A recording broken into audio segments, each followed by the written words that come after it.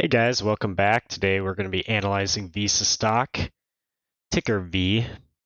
The 5-year chart looks pretty good. It's basically just up and to the right.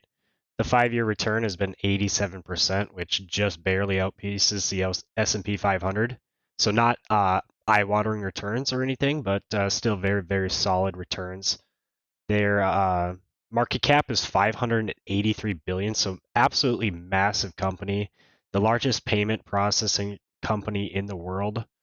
Their price to earnings ratio of 34, which is very steep, so they better have some good growth. And yeah, let's go through their numbers real quick. Checking their financials here, we'll go to their financial statements. Right here, the income statement, we can take a look at their total revenue. Right here, let's go on an annual basis. And it looks like 2017 they had 18 billion in revenue, and it has gone up to 32 billion. Looks like over the past couple of years, 10% and then plus 20% and then plus 10% again. So good growth there. They had a negative year in 2020 when people were locked inside. They couldn't go out, which is actually kind of interesting. I would think that they would have a good year in 2020 as well. Well, unless just because people aren't spending as much. But I would think that since they're spending online, that they would have to use their credit card for that. But yeah, that's interesting to me. Yeah, plus 10% though. And then their net income follows very closely. They've got very, very high margins. Balance sheet.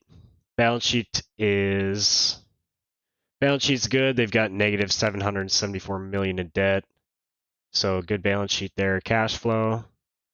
Cash flow follows their earnings. Yeah, we can look at their retirement of stock. They've been buying back stock. They bought back about 12 billion last year. So I am expecting that in the next year as well. And then they pay some dividends as well. Checking their stats here. Let's check their return on invested capital. Looks like it is about 20 to 30%.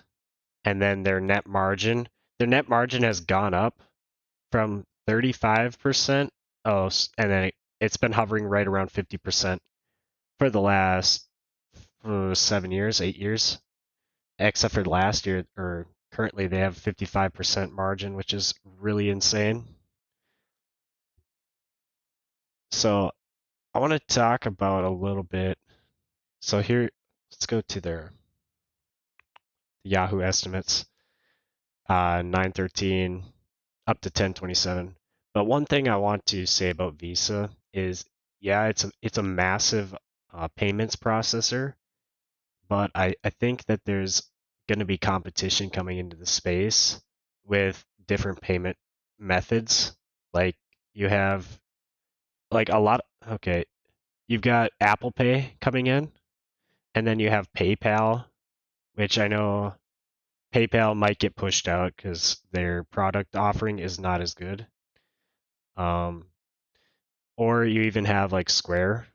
So because the profit margins are so high in this business, especially well at least for Visa, that it makes sense that competitors would come into the space. So that is a risk to think about when you're thinking about Visa.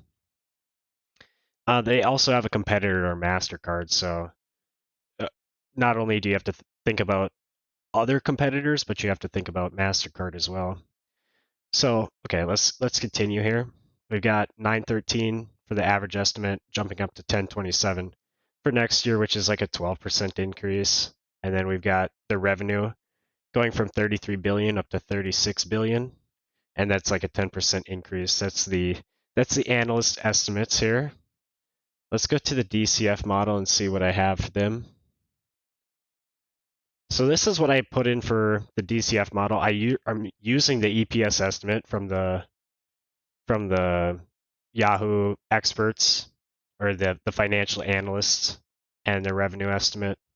I put in their buybacks of about 12 billion, net debt negative 700 million, discount rate of 10% because I want a 10% return on my stocks, and an exit multiple of 20. I think that's fair for this company. It might be difficult for them to continue to grow at 10% every single year, being that they're such a large company. And if they want to continue to compound 10% a year. They're going to have to add more and more customers to make that happen. But anyways, I'm feeling generous today, and I did allow them to have a 10% growth all the way through. And even with that, they're still not at fair value right now. They're still overpriced. And then I did the same thing with revenue, and their profit margin staying at 50%. So growth, their revenue growth at 10%, their profit margin staying steady at 50%, which might be very difficult to do. I would say, especially if there's any competition that comes into the space, this profit margin is going to get hit very hard. And even with this, which I think is a very, very optimistic scenario, their fair share price is $209, and with them trading at $290, they are overpriced at this point. I would say that if you bought them today, you'd probably be expecting maybe like a 7% return. No, not quite. I think if you bought them today, you'd be expecting like a 5% return. That pretty much puts us right on the money. So if you bought them today, you'd expect a 5% return, which is about the same return you get in treasuries. And it is a very safe stock. Like I don't really think that they're not going away for a long time. They've got a really wide moat. They've got a massive network effects. So it's not a terrible company. Like if you want to invest in it, it's not a terrible choice. But I just don't really think that the returns are going to be stellar moving forward. So that's why I'm personally staying away from the stock. I'd rather own something else. But yeah, what do you guys think? Make sure to let me know in the comments. And if you want me to analyze any other stocks, make sure to let me know about that too. You guys can check out the spreadsheet in the description. I leave it for you to use for free. Yeah, hit that subscribe button, hit that like button, and I'll see you in the next video.